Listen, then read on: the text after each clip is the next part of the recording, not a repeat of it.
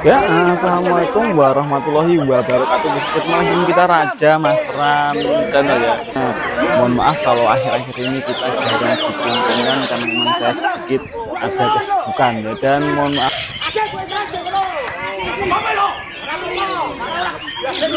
membahas tentang masalah birahi pada murai batu. Utamanya kita akan mengevaluasi kinerja burung kita kemarin gitu. Nanti kita spill aksinya di lapangan seperti apa.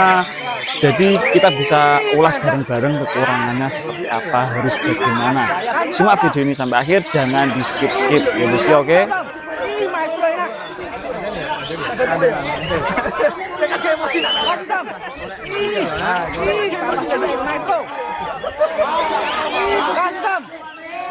Seperti yang sudah pernah kita bahas di video-video sebelumnya ya bos ya, ketika kita punya burung gacoan yang karakternya itu faktor tinggi, kalau masalah emosi saya rasa sudah nggak ada PR ya bos ya, itu sudah pasti burungnya akan tarung ketika ketemu lawan, akan langsung on ketika kita gantangkan. Tetapi PR-nya biasanya terkendala di birahi dan tenaganya.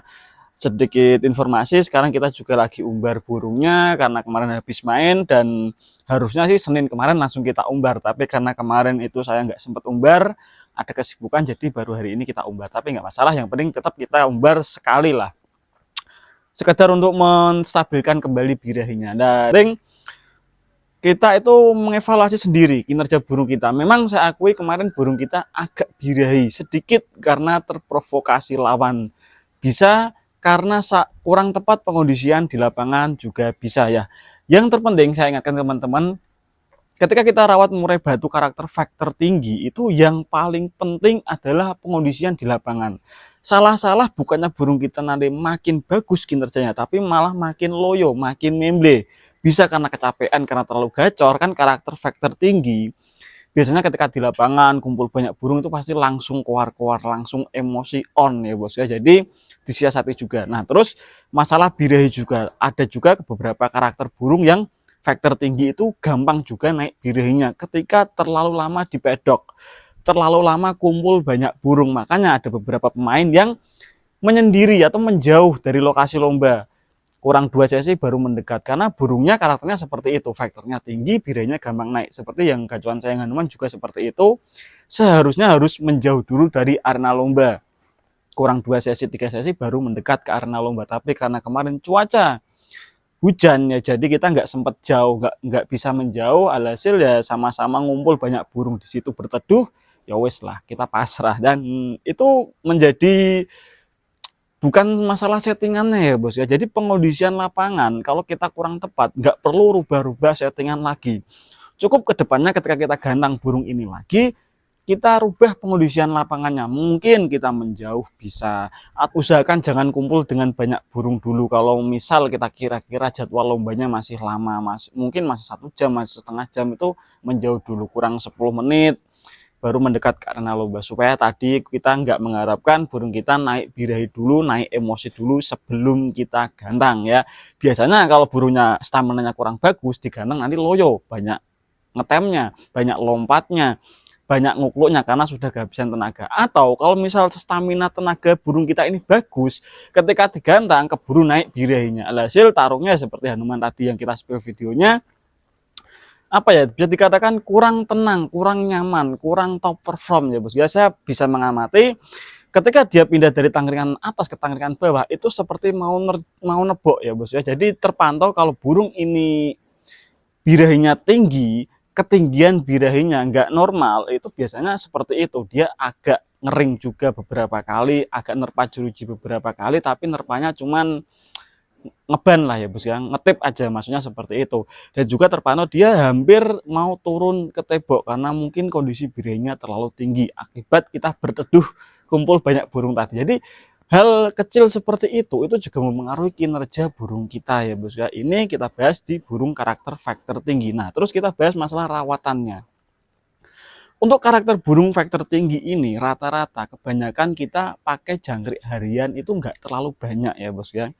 Ada yang pakai 33, ada yang pakai 44, ada yang pakai 55. Kalau si Hanuman itu kemarin kita kurangin hariannya ke 44, karena ketika kita pakai harian jangkrik 55 seperti sebelum mabung, itu dia over ya bos ya, terlalu gacor di rumah, terlalu bongkar-bongkar di rumah, hasil kita kasihan, nah nanti kecapean burungnya, kita kurangin ke 4-4.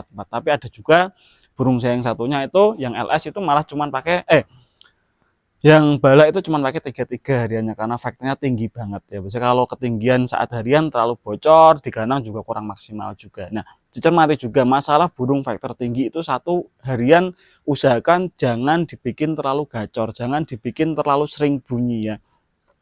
Jauhkan dari murai lain itu bisa untuk mengurangi intensitas kegacoran burung tersebut.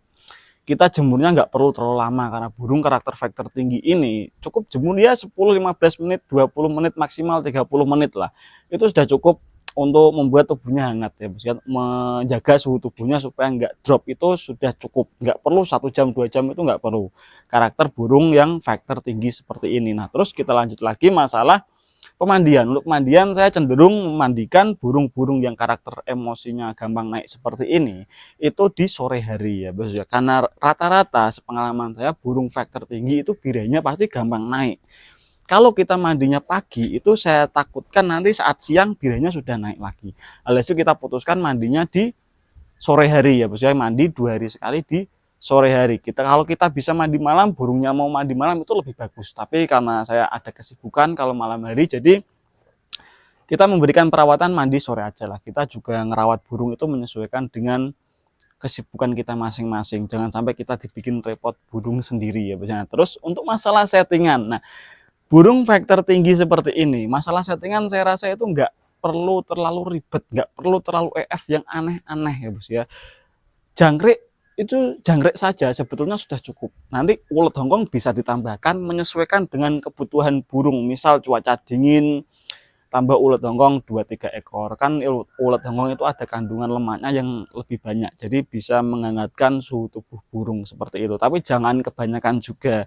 Kalau burung kebanyakan ulet Hongkong, nanti faktor tinggi ini biasanya mainnya sedikit nakal ya. Atau mungkin malah sangat nakal itu juga bisa. Jadi dicermati juga untuk masalah kroto bisa diberikan karakter burung yang aman pakai kroto. Tapi kalau burung yang faktornya tinggi, birahinya gampang sekali naik, dengar murai batur lain langsung naik birahinya, saya rasa nggak perlu kroto lah. Kroto bisa diberikan ketika sehabis lomba, sekedar buat selingan, buat stamina si burung saja ya bos ya, buat seger-segeran lah istilahnya seperti itu, bukan untuk settingan lomba. Karena ditakutkan ketika burung yang faktor tinggi ini emosi gampang naik, birahi gampang naik, ditambah kroto makin gampang naik birahinya.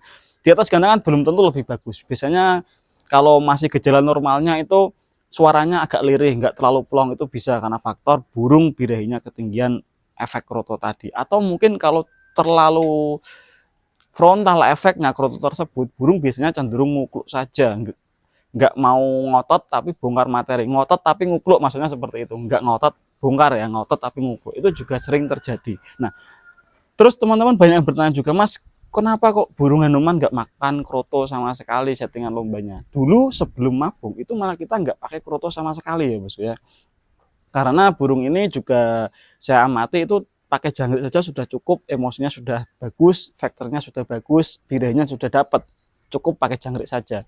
Ulet Hongkong kita biasanya menyesuaikan, kalau misal kita main agak sore cuaca nggak begitu panas, kita kasih 3-4. Kalau misal kita main agak siang di latpres itu kan jam 1 jam 2 sudah naik sesinya, kita main ulet Hongkong cuman 1-2 ekor maksimal 3, itu pun kalau hujan. Kalau panas paling cuman 2 ya bos ya. Karena burung semakin tua, semakin dewasa, semakin mapan usianya, emosi dan birahinya itu biasanya semakin gampang naiknya ya bos ya. Beda dengan burung pastol, burung 2 kali mabung itu beda dengan burung yang sudah 4-5 kali mabung, itu cenderung lebih sensitif lah gejolak emosi dan birahinya tersebut. Nah terus pengondisian setelah kita lombakan tadi, kita kondisikan lapangan sudah kita jelaskan, pengondisian pasca lomba juga perlu diperhatikan teman-teman, karena apa ya, burung kita sudah kita setting untuk lomba itu emosinya pasti tinggi, birahinya pasti tinggi, ketemu banyak lawan makin tinggi emosi dan makin tinggi birahinya. Maka dari itu kita wajib juga setelah lomba hari Senin misal, atau kita kalau Senin nggak sempet Selasa misal, kita pengondisian penetralan birahi dan emosi. Untuk pembahasan penetralan birahi dan emosi itu kan sudah kita buatkan video khusus kemarin, silahkan sampai scroll saja di channel Raja Mas Ran, itu ada ya bos ya. Sekedar informasi juga, ini sudah lumayan banyak teman-teman yang masuk di Raja Masteran Bird School ya bos ya. Untuk itu kita cuma nerima siswa trotol dan burung mabung. Kenapa mas nggak nerima burung trouble? Nah ini kita spill sedikit ya bos ya, kita sedikit curhat, oke. Sebetulnya kita bisa menerima saja asal burungnya dikirim, dapat bayaran enak kita. Tapi yang jadi PR, saya nggak mau teman-teman sudah bayar tapi nggak dapat hasilnya ya bos ya.